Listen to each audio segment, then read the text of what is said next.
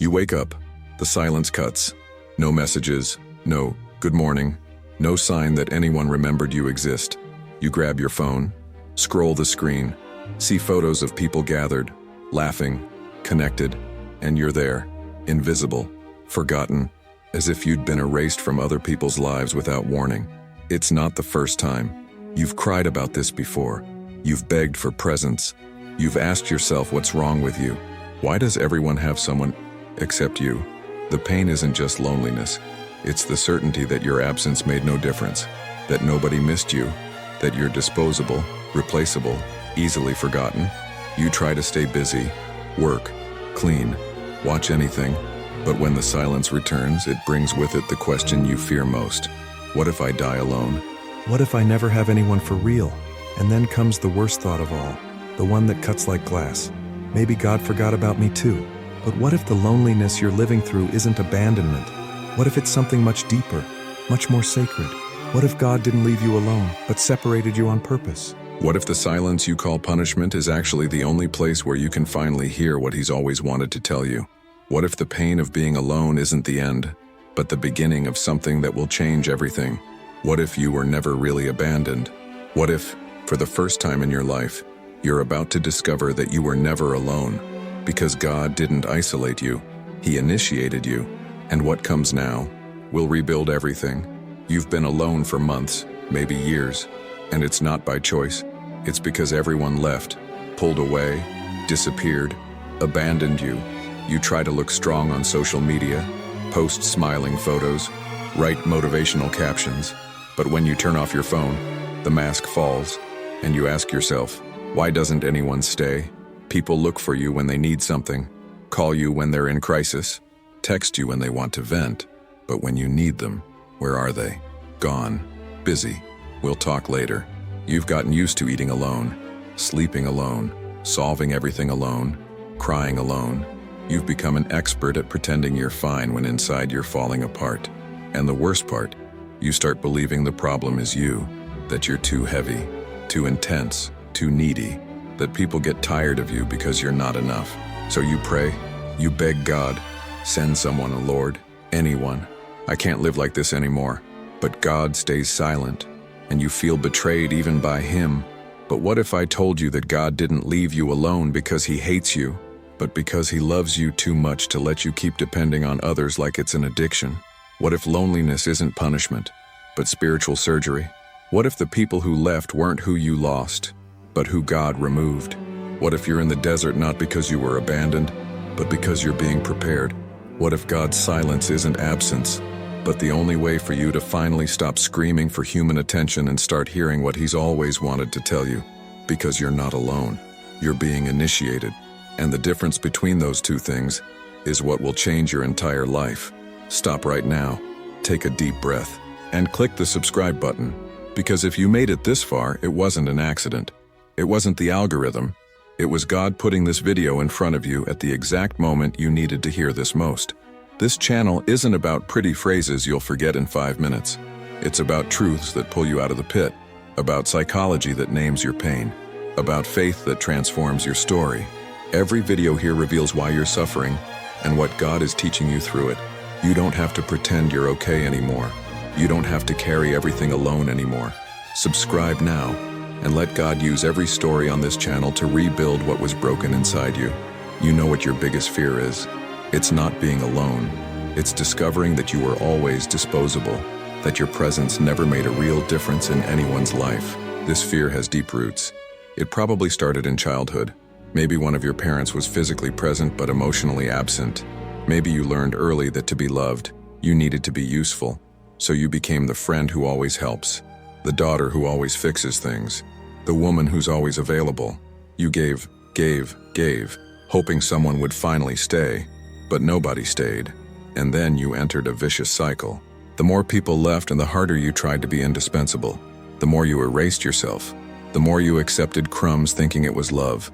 Because deep down, you believed a deadly lie. If I'm good enough, they won't abandon me. This has a name, D.W. Winnicott, British psychoanalyst, called this the incapacity to be alone. It's not weakness. It's not lack of faith. It's an emotional wound where you never internalized a constant loving presence. You learned that your existence only had value when someone was near validating you. That's why loneliness hurts so much. Because you're not just alone, you're existentially empty. As if without others, you cease to exist. As if you needed an audience to have value. But listen to this carefully. You're not alone because you're worthless. You're alone because God is teaching you to stop seeking in others what only He can give. He's breaking the dependency. He's removing the emotional crutches. Because as long as you need someone to feel whole, you'll never be free. You'll live hostage to others' presence, slave to external approval, prisoner of the fear of being abandoned. And God loves you too much to let you live like that. So He did the unthinkable. He emptied your life of people, removed the distractions, silenced the noise, and placed you in the only place where you can finally learn the most important lesson of your life, to inhabit yourself. You think you're being punished, but you're being healed. You think God forgot you, but He's doing the deepest work He's ever done in you. He's teaching you that you can be alone without being empty. You spent your entire life believing a lie, and that lie almost killed you inside. The lie was simple but deadly. I need someone to exist. You repeated it so many times it became absolute truth in your head. You looked at happy people and thought, when I have someone, I'll be like that too. But you never stopped to ask, what if this belief is exactly what's destroying you? Because let's be honest, you didn't want love. You wanted filling. You weren't looking for a partner. You were looking for anesthesia. Someone to plug the hole. Someone to make you stop feeling the emptiness. Someone to save you from yourself. And every time someone showed up, you threw onto that person a responsibility no human being can carry. Complete me. So you erased yourself, accepted anything, swallowed humiliation like it was bitter but necessary medicine. At least I'm not alone. You repeated while crying, hidden in the bathroom. You called it love, but it wasn't love. It was desperation with a pretty name. And you know what's worse? You blamed the people who left. They didn't truly love me, you said. If they had stayed, I'd be fine. But the truth is, they didn't abandon you. They just stopped carrying a weight that was never theirs. You wanted them to be God in your life. And when they failed, you crucified them for not being omnipotent. You lived for others, woke up thinking about them, went to sleep thinking about them. Your happiness was outsourced. Your peace was rented. Your worth was borrowed from whoever validated you that day. You had no identity of your own. You were a reflection of what others saw in you. And when they turned their backs, you disappeared. This wasn't a relationship. It was emotional chemical dependency. You were addicted to others. Presence like an addict to drugs. Loneliness gave you withdrawal symptoms. You panicked, sent desperate messages, begged for attention, accepted any crumb just to not feel the pain of being with yourself. Because the naked truth is this: you couldn't stand your own company, and God watched you destroying yourself. Saw you begging for love from those who had none to give. Saw you shrinking, humiliating yourself, emptying yourself. Saw you calling destiny what was just disguised desperation. Saw you calling love what was just fear of being alone. And He made the most brutal and most merciful decision. He removed everyone from your life. You called it a curse, divine punishment, God's abandonment. Why did He do this to me? You screamed. But the right question was different. Why did He allow you to live so long in that prison? Why did He let you get so lost before pulling you out? Because God respects free will, but when you can no longer choose freedom alone, He intervenes, even if it hurts. The loneliness you're living isn't rejection, it's detoxification. God is withdrawing you from addiction to external approval, breaking the emotional chains, destroying the illusion that you need an audience to have value. You think you're being punished, but you're being operated on, and every surgery hurts before it heals. You didn't lose anyone. You were freed from a lie that kept you enslaved. And now, in the desert, with no one to distract you, you'll finally have to face the only person you've always run from, yourself. Now you need to hear this, and you need to hear it with an open heart, not with a mind that's still resisting. God didn't abandon you in the desert. He took you to the desert. There's a difference. One is punishment, the other is preparation. And you're being prepared for something you can't see yet. The Bible says in Psalm 23:4-5, "Even though I walk through the valley of the shadow of death, I will fear no evil, for you are with me. Your rod and your staff, they comfort me. You prepare a table before me in the presence of my enemies. You anoint my head with oil. My cup overflows. Did you read that? God prepares a table in the presence of your enemies, not after they leave, in front of them. While you're still in the valley of the shadow, He's already preparing abundance for you. But you can't see the table, because you're still looking back, crying over the people who left, still counting the empty chairs around your life, still trapped in the pain of who abandoned you. And while you look back, God is in front of you, preparing something that will make you understand why it was necessary to empty everything first. The loneliness you're living isn't emptiness, it's cleansing. God is removing from you everything that prevented you from hearing His voice. Human voices were so loud, so constant, so noisy, that you could never hear the divine whisper. So He silenced everything, removed the noise, placed you in forced silence. Because it's only in silence that you can hear, I never left. You were just deaf. You know why God allows you to lose everyone before gaining yourself. Because as long as you depend on someone to feel complete, you'll never discover that He already completed you. As long as you beg for human presence, you'll never notice the divine presence that never abandoned you. As long as you need external validation, you'll never find the eternal validation that already lives inside you. God isn't punishing you. He's healing you from a spiritual disease you didn't even know you had, the idolatry of human presence. You put people in His place. You expected from them what only He can give. You begged them for the completeness only He offers. And when they failed, you shattered, because no human being can handle being the God of another person's life. The table God is preparing for you has no empty chairs, because it's not a table of dependency, it's a table of fullness. You'll sit there alone, and for the first time in your life, you'll feel complete, not because someone arrived, but because you finally understood that God never left. And when you internalize this presence, when you learn to dwell in peace with yourself, then others will arrive, but they'll arrive as company, not as necessity. The overflowing cup in Psalm 23 isn't a promise of a perfect relationship. It's a promise of inner life so full that you no longer need to beg anything from anyone. It's a promise that you'll be so filled with God that you'll overflow, and people with overflowing cups don't beg for crumbs. They attract abundance. So stop looking back, stop crying over what you lost, stop counting absences, because God is in front of you, preparing something so big, so powerful, so transformative, that when you finally see it, you'll fall to your knees and thank Him for every person He removed.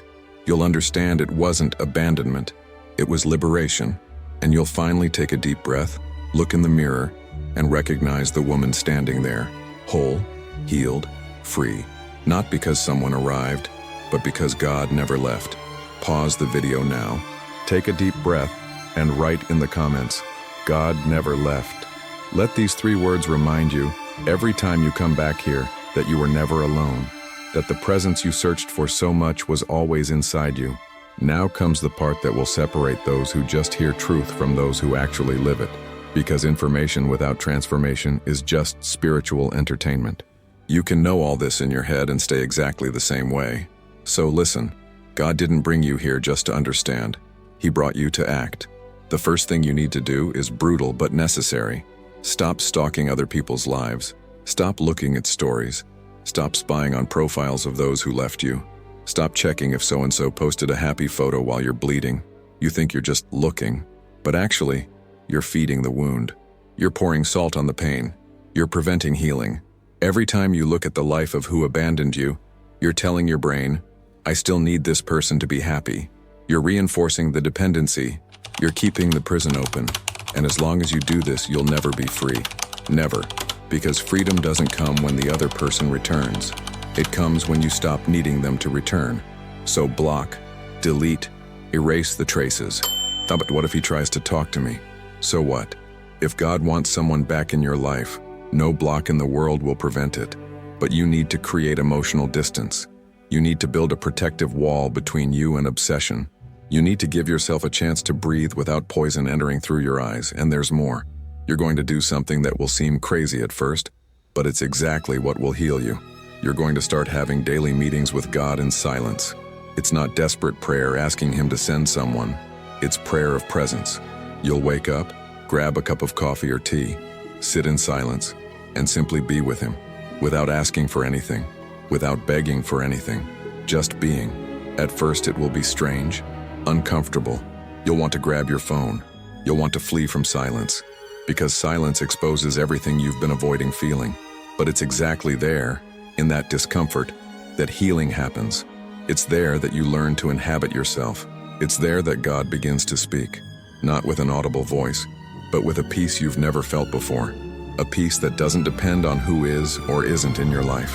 Do this for 21 days, every day, even when you don't feel like it, even when it seems useless, even when loneliness screams louder, because you're not doing this to feel immediate results.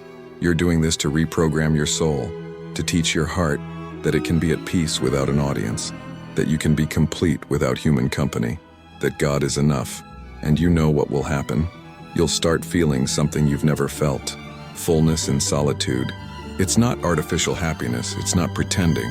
It's a real sensation that you're okay, that you don't need to chase anyone, that you're no longer empty, because you finally understood you were never empty. You were just full of the wrong things. This isn't self-help. It's not a manifestation technique. It's spiritual detoxification.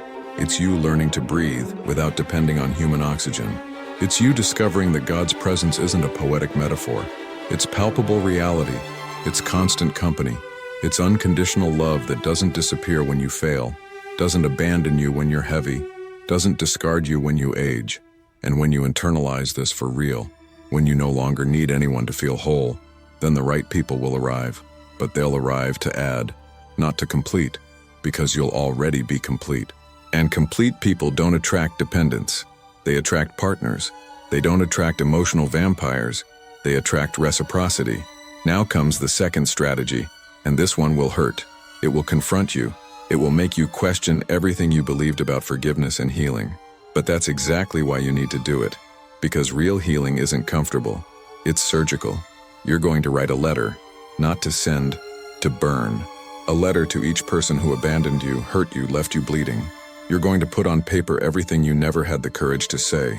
The anger, the disappointment, the pain, the hatred, the hurt, without filter, without mercy, without fear of being a bad person, because you're not bad, you're human.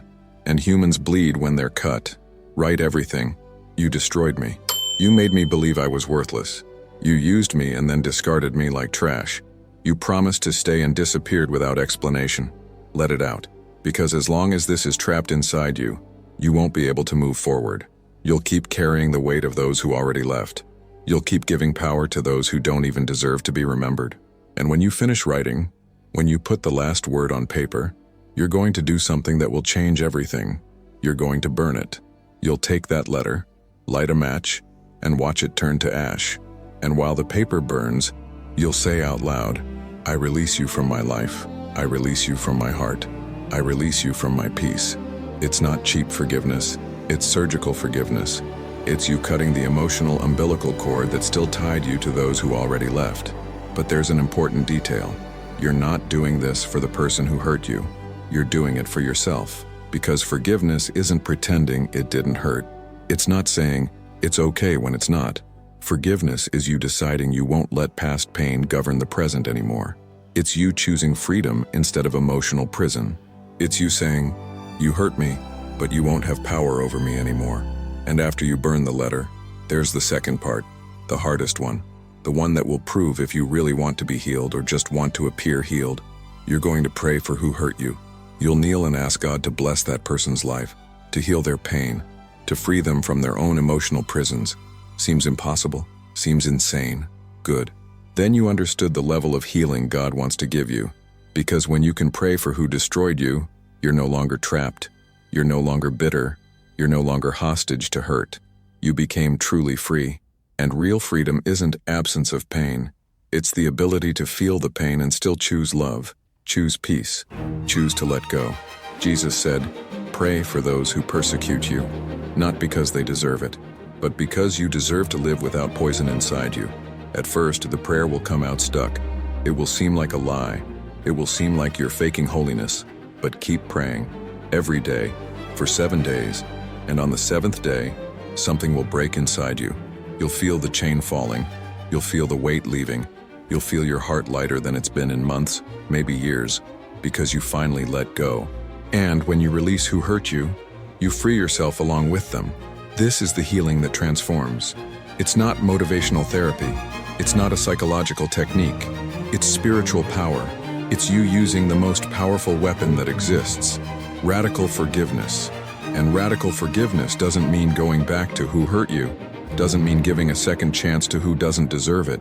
It means you chose not to let the past kill you, chose not to let bitterness consume you, chose to live, chose peace. And when you do this from the heart, when you really let go, God will start filling the space that was once occupied by resentment. He'll fill you with something you never had, true peace. Not the peace that depends on everything being fine, the peace that remains even when everything is falling apart, the peace that the world cannot give and cannot take away, the peace that is God's living presence inside you. And then you'll understand a truth that changes everything. You didn't need revenge, you needed liberation. You didn't need them to come back apologizing. You needed to stop waiting for that from them, because your healing never depended on their action. It depended on yours. And now you're free. Now comes the second strategy, and this one will hurt. It will confront you. It will make you question everything you believed about forgiveness and healing. But that's exactly why you need to do it. Because real healing isn't comfortable, it's surgical. You're going to write a letter, not to send, to burn. A letter to each person who abandoned you, hurt you, left you bleeding. You're going to put on paper everything you never had the courage to say. The anger, the disappointment, the pain, the hatred, the hurt. Without filter, without mercy, without fear of being a bad person. Because you're not bad, you're human. And humans bleed when they're cut. Write everything. You destroyed me. You made me believe I was worthless. You used me, and then discarded me like trash. You promised to stay and disappeared without explanation. Let it out, because as long as this is trapped inside you, you won't be able to move forward. You'll keep carrying the weight of those who already left. You'll keep giving power to those who don't even deserve to be remembered. And when you finish writing, when you put the last word on paper, you're going to do something that will change everything. You're going to burn it. You'll take that letter, light a match, and watch it turn to ash. And while the paper burns, you'll say out loud, I release you from my life. I release you from my heart.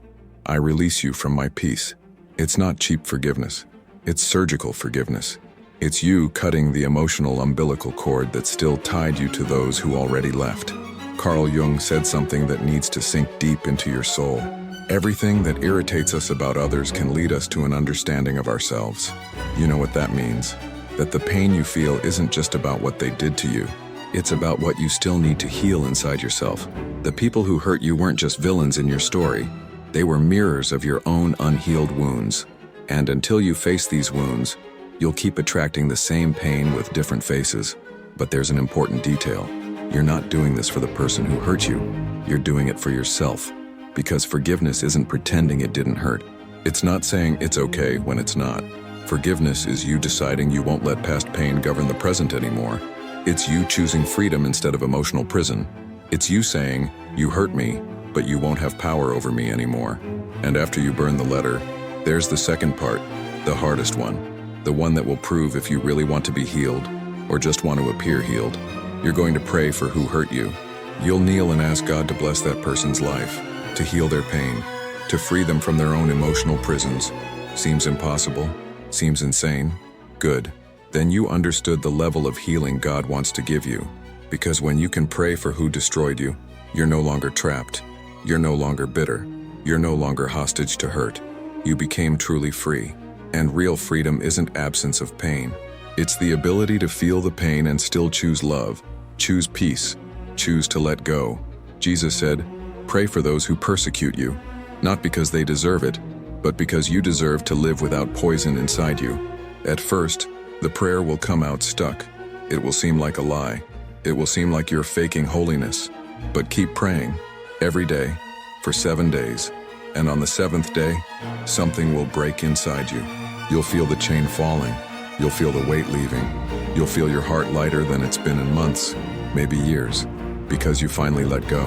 And when you release who hurt you, you free yourself along with them. This is the healing that transforms. It's not motivational therapy. It's not a psychological technique. It's spiritual power. It's you using the most powerful weapon that exists, radical forgiveness. And radical forgiveness doesn't mean going back to who hurt you, doesn't mean giving a second chance to who doesn't deserve it. It means you chose not to let the past kill you, chose not to let bitterness consume you, chose to live, chose peace. And when you do this from the heart, when you really let go, God will start filling the space that was once occupied by resentment. He'll fill you with something you never had, true peace. Not the peace that depends on everything being fine, the peace that remains even when everything is falling apart, the peace that the world cannot give and cannot take away, the peace that is God's living presence inside you. And then you'll understand a truth that changes everything. You didn't need revenge. You needed liberation. You didn't need them to come back apologizing. You needed to stop waiting for that from them. Because your healing never depended on their action. It depended on yours. And now you're free. Do you remember when it started? When you woke up alone, looked at your empty phone, and felt like you'd been forgotten by the entire world. When the silence cut so deep you begged God for any presence, any voice, any sign that you still mattered to someone. Do you remember the raw pain, the suffocating desperation, the loneliness that seemed eternal? Well, look where you are now. No, you don't have all the answers yet. No, you're not completely healed yet. No, the people who left didn't come back apologizing, but something changed, something deep, something nobody can see, but you feel. You don't need an audience to exist anymore. You don't beg for attention to feel alive anymore. You discovered something most people take a lifetime to learn. You can be alone without being empty. The loneliness you called a curse became initiation. The desert you thought was abandonment became preparation. God's silence that you interpreted as rejection was actually Him teaching you to listen. And now you listen, not with your ears, with your soul. You finally understand He never left. You were just deaf from the noise of others, and you know what's most powerful in all this. You stop being afraid, afraid of being alone, afraid of being abandoned, afraid of not being chosen, because you finally understood you've already been chosen by God. Before anyone entered or left your life, He already chose you. And when you internalize this, when you really believe this, nobody has power to make you feel disposable anymore. People will keep coming and going. That's part of life. But now you don't fall apart when someone leaves anymore. You don't shatter when someone rejects you anymore. You don't lose sleep waiting for a message from someone who doesn't even deserve to be remembered, because you learned something revolutionary. Your completeness doesn't depend on who stays. It depends on who never leaves. And then, one ordinary day, you'll wake up, you'll look in the mirror, and you'll recognize the woman standing there. Not the broken version who begged for love, not the desperate version who accepted crumbs, but the whole, healed, free version.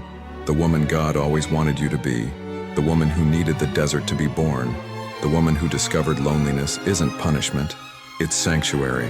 You'll sit alone for coffee, you'll look out the window, you'll breathe deeply, and you'll feel something you never felt before. Peace, real peace, not the peace that depends on everything being perfect, the peace that exists even when everything is imperfect.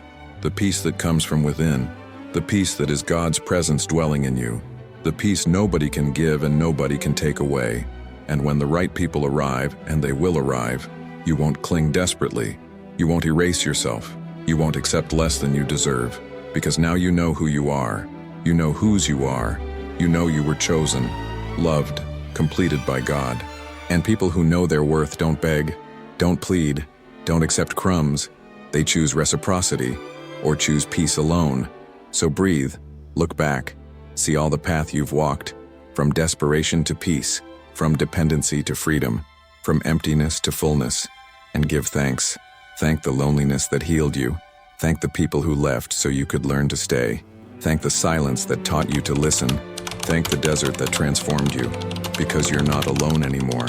You're whole. You were afraid of being alone, but you discovered you never were. God was always there. In the pain, in the tears, in the endless dawn, in the suffocating desperation, He was always there. You just needed to stop looking for Him in others. And now that you've found Him, now that you know, nothing is the same. Because you don't need anyone to be complete anymore. You already are. Before you leave, I need to tell you something. If you made it to the end of this video, it wasn't by chance. It was because God knew you needed to hear every word, every sentence, every truth that cut, but also healed. This channel exists for this, to show you that your pain has meaning, that your suffering has purpose, that God didn't abandon you, He's preparing you. Every video here reveals why you're going through what you're going through, and what God is teaching you through it. So click the subscribe button now, because you don't have to walk this journey alone anymore. Every week, a new story, a new revelation, a new truth that will heal you a little more. Soul Logic isn't just a channel, it's a sanctuary for those in the desert, and you deserve to be here. Subscribe, and let God use every story to rebuild what was broken inside you. And for you who made it to the end of this video, write in the comments, "I am complete in God." Let these words remind you, whenever you come back here, that you'll never have to beg for human love again, because you already have eternal love, and that changes everything.